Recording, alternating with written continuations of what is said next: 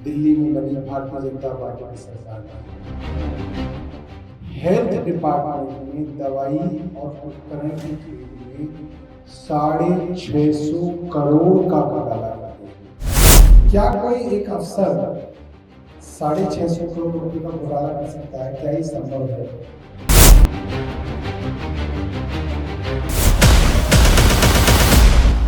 बड़ी खबर आपको बता दें, दिल्ली की सियासत में एक बार फिर बड़े घोटाले का आरोप लगाकर सियासी माहौल गर्मा गया है। दिल्ली के सरकारी अस्पतालों के लिए दवाई और उपकरणों को खरीदने में सीपीए में हुए 650 करोड़ के कथित घोटाले पर आम आदमी पार्टी ने रेखा सरकार पर निशाना साधा है। पार्टी के दिल्ली प्रदेश अध्यक्ष सौरभ भारद्वाज ने एक पत्रकार वार्ता के दौरान कहा कि दिल्ली में 27 साल बाद बनी 16 महीने की सरकार ने दवाई खरीद और उपकरणों में 650 करोड़ का घोटाला कर दिया है। उन्होंने कहा कि पूरी योजना के साथ हुआ है और इसमें सरकार भी शामिल है। आम आदमी पार्टी के नेता ने यह कहा कि घोटाले में सारे विभाग पीछे छूट गए हैं। उन्होंने कहा कि ऐसा कहा जा रहा है कि डॉक्टर वत्सल्या अग्रवाल ने घोटाला किया है, लेकिन सवाल ये उठता है कि क्या उन्होंने इस घोटाले को अकेले ही अंजाम दिया। उन्होंने कहा कि इसमें सरकार की सोची समझी योजना थी। आप भी सुनिए क्या कुछ कहा सौरभ भारद्वाज ने। 16 महीने की सरकार में रेखा गुप्ता जी की सरकार ने 27 साल बाद दिल्ली में बनी भारतीय जनता पार्टी की सरकार ने हेल्थ डिपार्टमेंट में दवाई और उपकरण की खरीद में 650 करोड़ का घोटाला कर दिया। 16 महीने 650 करोड़ का घोटाला सिर्फ एक विभाग में है। और विभागों में क्या हो रहा है वो अभी आपके सामने आएगा। पीछे कोई विभाग नहीं है, सब कंपटीशन में चल रहे हैं।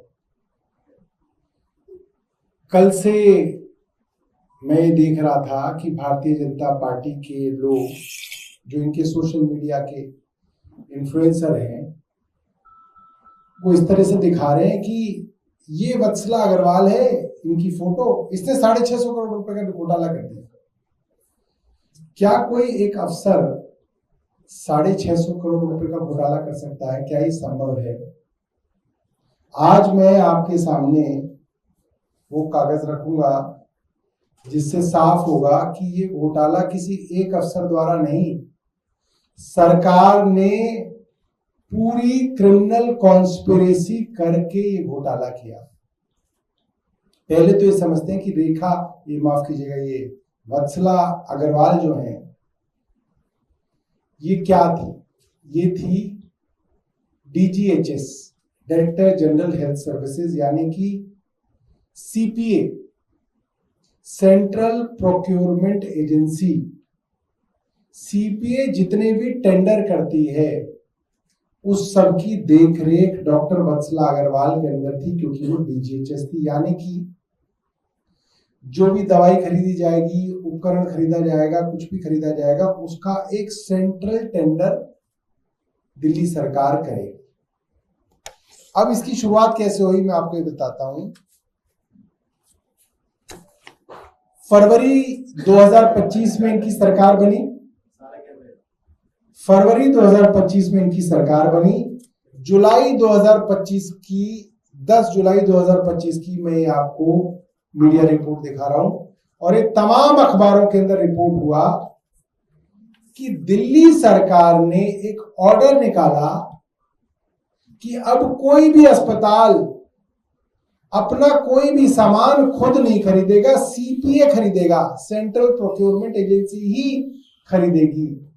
आपको दवाई खरीदनी है, CPA खरीदेगा, चद्दर खरीदनी है, CPA खरीदेगा, एक्सरे की मशीन खरीदनी है, CPA खरीदेगा, सब कुछ CPA खरीदेगा। ये बाकायदा जुलाई के अंदर ऑर्डर निकाला गया। The Delhi government has begun routing all hospital purchases exclusively from CPA, ending earlier practice of direct procurement by individual hospitals.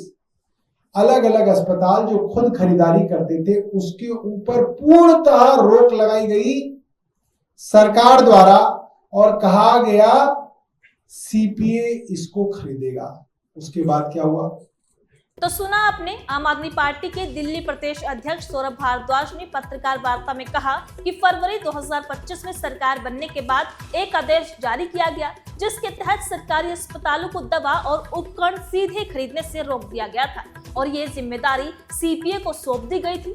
आम आदमी पार्टी का आरोप है कि इस फैसले के बाद अस्पतालों की स्वतंत्र खरीद व्यवस्था खत्म हो गई और पूरी प्रणाली केंद्रीकृत हो गई है, जिससे अनियमितताओं की आशंका बढ़ गई। सौरभ भारद्वाज ने यह भी दावा किया कि उस समय डीजीएचएस रही डॉक्टर रति मक्कड़ पर दबाव बनाया गया, जिसके चलते उन्होंने जुलाई 2025 में वीआरएस ले लिया।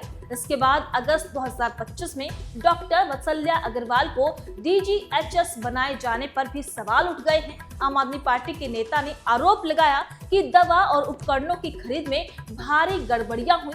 उदाहरण देते हुए उन्होंने कहा कि एक्सरे मशीन, ओआरएस पैकेट और चादरों को बाजार दर से कई ज्यादा गुना कीमत पर खरीदा गया। पार्टी का ये भी कहना है कि पूरा मामला केवल एक अधिकारी तक सीमित नहीं है, बल्कि इसके पीछे बड़ी व्यवस्था और सरकार की भूमिका भी संदिग्ध है। हालांकि सरकार की तरफ से इस पूरे मामले पर अभी तक कोई आधिकारिक प्रतिक्रिया सामने नहीं आई है, लेकिन दिल्ली की सियासत में इस मुद्दे पर बयानबाजी और आरोप प्रत्यारोप लगातार तेज होते दिखाई दे रहे हैं। आपको क्या लगता है कि किस सरकार को इस मामले पर खुलकर जवाब देना चाहिए? अपनी राय हमें कमेंट करके जरूर बताइएगा।